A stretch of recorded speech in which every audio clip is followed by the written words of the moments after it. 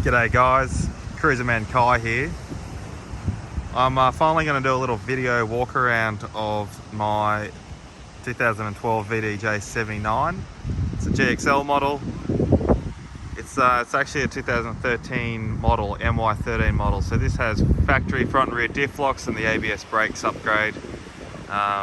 Basically the model stayed the same until 2016 when they introduced all the DPF stuff. So this has been my pride and joy for going on almost 5 years, and has taken us almost all the way around Australia. So we've done a really big trip in 2018 and then a couple of smaller trips through 19 and the beginning of 20 before all the COVID crap happened. So down in Victoria, basically stranded us for almost 2 years. So this little walk around is actually going to be the last time the car is all assembled like this. I've actually sold the single cab ute. I'm keeping all the camper and dog box, and I'm upgrading it to a dual cab, which will come, and I'll do a little video walk around of that in the next kind of few months as I start putting it all together. So this is it's got a factory GVM upgrade, or sorry, a second stage of manufacture GVM upgrade by ARB. So it's 3,780 kilos. And with this setup, it's getting pretty close to that. So the dual cab we're getting will have a few extras on there. So the camper on the back is a Tong Camper. It's built in Brisbane, Australia, Australian made, and then they also built the dog box. And so the camper is 1.8 meters, which is the standard dual cab length, and the dog box is 600 mil, which just fills that difference between a single cab and a dual cab.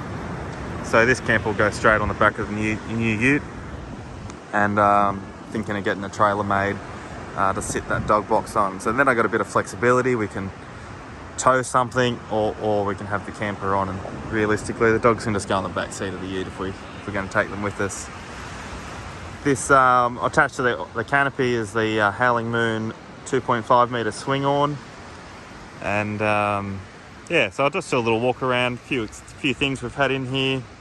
Everything's a few years old, so you know, technology's changed, things have gotten better, things have gotten neater, but I built all the internal setup for it, did all the electrics myself. So I've got the Red Arc Manager 30, Nava switch panel, and then a Dometic, I think it's a 140 model. There's about 120 litre upright fridge, just on a little weekend trip, so we're not haven't got too much in there at the moment. I've got the nice little gas stove with the grill, folds out, or sorry, I should say slides out, and I've got this little pop-up wind deflectors here.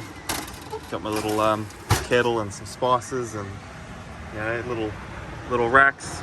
Got an Australian-made solid Technics fry pan. That works on a fire, works on a stove, also works on a little induction cooktop. And then I've got the good old Bunnings drawers here. They have you know, a bit of storage, got all the utensils and stuff like that for cooking. And then under here I've actually got a little yeah, cutlery wrap as well. That's also from Howling Moon. These little under tray boxes. That one here, that's got the single ARB air compressor and a water pump. And then underneath the tray there's about 55 litres of water. When we were travelling, water was really our limiting factor. We could travel for 6 days, 7 days at probably the most. We just have a little bird baths instead of having a proper shower. But we kind of ran out of water with that, making coffee and cooking and drinking, especially where we're out west. And you can drink a lot more water than you probably think you do. The benefit of these 270-degree awnings is we have our outdoor living, cooking, and then we can just go straight up the back staircase here of the Tong Camper. And first off, I meant to close it before, we've got a nice fly screen, sliding door, open up, and we're straight inside, we're bug free. So inside we've got this really big space, queen size bed, all the windows open up. They're not all the way open at the moment either, they're partly zipped up, but just heaps of ventilation, heaps of light. The roof's all insulated in this black foam, so it stays really nice and warm in cool weather, but also stays a bit cooler in hot weather, and allows for cross ventilation absolutely everywhere. The canopy has this little half awning built into it as well, and this big back door opens up, or back window opens up. So, you know, even when it's pouring outside, we can have this window open, and you know, reduces all the condensation inside. You got a few spare blankets there. This lifts up on gas struts. Got little storage bags built into the bottom there, so we had, you know, toiletries and first aid kits, stuff like that in there. And then underneath there's enough room for all of our, you know, a bit of extra food and some extra pillows, clothes, things like that. We're just on a little trip at the moment. It's not very neat, but previously it was a bit of a division and a his and hers kind of section. And then I've just got the pillows stacked up. So this isn't the mattress that it came with. This is a memory foam mattress, queen size bed, just a standard queen size bed mattress. So it's really comfortable. You know, if we're doing big kilometers traveling, getting into a really nice comfortable bed was really important to us. But it does mean that I've got to stack the pillows here. It won't quite close up with the pillows on top. But set up, pack up is a couple of minutes. I always let the car cool down or idle down to its you know, general operating temperature, and by the time the car's cooled down, I'll have the whole setup, you know, the roof up, awning out, you know, sometimes camp chairs out, or we'll have the stove on ready to cook dinner or make a cup of tea or something like that. I do have two seats and this fold-up table. We've never used this fold-up table, and we will change it. But underneath this right-hand one is a little chemical toilet for when we're in Western Australia, and on the left-hand side here it gets us into above the stove there, where, you know, if we had some biscuits or little midnight snacks or some nuts or something like that. But I think the idea is to fill this in completely and have a little bit more storage where stuff won't roll around. Moving on to the other side here, got a little bit of side entrance. Also, it's mesh, midgie proof. It's a bit of crim safe actually, off cut of crim safe. So it's really nice and easy. If we're, you know, at a shopping centre or something like that, we can open up these side doors rather than dropping down the back stairs just to grab some stuff, grab a bag or something like that. Got a little car seat organiser. It's an MSA one. We just have our toiletries, surfboard wax, things like that. Chemical toilet I previously mentioned. And I've got a little portable induction cooktop. This kind of space, wetsuits, chairs, camp table, little stove, step. I need a little step to close the awnings, I'm too short. I've got a 3000 watt inverter, fire extinguisher, 280 amp hour lithium battery, and then that's the main unit for the Red Oak Manager 30, running everything there. So this setup's been pretty handy. Just use that extension lead if we, you know, need to plug it in to top up the battery, which is very rare. Really, we just use that extension lead to run the induction cooktop in the kitchen. Yeah, moving around the ute. These storage under tray toolboxes here, they do fit the legs, these rear ones, for the camper, but we actually put the canopy legs at the very front of the dog box to keep the weight forward. The canopy legs are about 80 kilos or so, and this rear one here just has the gas bottle and yeah, chainsaw fuel and things like that when we were traveling. Got the Max Tracks on the roof, just on some simple bars. We use the Max Tracks to level the car off much more than we use them for recovery. Actually, I haven't used those ones for recovery. I have used the Mates once before, down on the coast, but yeah, since I bought them myself, I haven't needed them, touch wood. Got the TJM AirTech snorkel, and that's just the raised gearbox, differentials, diffs, air locker, breather lines, keeping everything nice and high, and that's actually got a little filter in there as well. I think that was from Air on Board or something like that. Protection, lots of kangaroos down in Victoria now, and while we're travelling, so it's an ARB bull bar, and it's been Raptor coated, thinned down a little bit, and I've got the Supernova Infinite 8.5s and a worn 8,500 pound winch, or sorry, 9,000 pound winch, I think.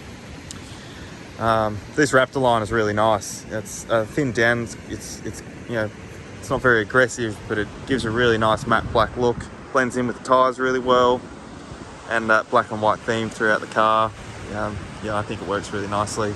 Got the GME aerial. yeah, again, hasn't skipped a beat. It's been pretty good. Changed the fog lights to LEDs. Yeah, been really good. Protection wise, I've got dual start batteries, so if we're winching or if we need to, I've got a flat battery, I can self jump start putting the isolator together. And then I've also got a secondary fuel filter and a catch can under there as well. Just have a little look inside the cab here. Tinted windows, not too dark, but dark enough, keeps things nice and cool. The Uniden UHF, just off a little plug there on the dash, and an upgraded Pioneer head unit. I've also got the scan gauge 2 for monitoring my digital thermostat, things like that. So it's amazing how much the car temperature changes under different circumstances. But the factory gauge doesn't move at all. So I really recommend them. Also, if you do get a code, you can clear it. Not that I've had any of those problems. Got a 2-inch gear stick extension from Sharp Tooling, and there's a Recaro driver's seat, which just makes those long drives so much better, especially if you've got a bit of a bad back. Behind the seat, I've got a active subwoofer, like a little powered subwoofer, and in the doors I've got cruiser console, speaker pods, and JBL speakers. I've also wrapped the door cards in this light plastic. I actually bought it like that. It's a fantastic idea, and I'll do the same for the new car. Keeps everything really nice and clean. You can just wipe all your surfaces. Really great idea. Yeah, look, if you guys have any questions, actually missed this bit, so I got the dogs. Dogs will probably jump out here. Come on, dogs. Inside the dog box, I've got this little storage box made up. Tong Metal also built the dog box to suit, and then this a separate lockable box. Yeah, it's really fantastic for having fishing rods, if your fishing rod's break in half, or rifles, flippers, goggles. We had a bit of extra food up there, just all sorts of things. And then this space at the front is a handy spot to keep the legs. So like I was saying before, the legs for the camper, they're about 80 kilos. Keeping that weight further forward is really handy. So yeah, look, I'll close that door up. If you guys have any questions, please feel free to leave a comment. I've absolutely loved this car. I'm pretty sure it's the 12th Landcruiser I've had, hence the name Landcruiser Man. And I'm going to buy another one. Just, I've had 40 series, 60 series, 75 series, and then went to the V8s, and look, for general reliability and traveling the country, I can't think of a better model. Parts availability, general reliability, it's just absolutely fantastic. Can be very sad to see this one go, but looking forward to the new one as well. Thanks for watching, guys. Have a great afternoon, great day, evening, whatever time you're watching. Until the next one, bye.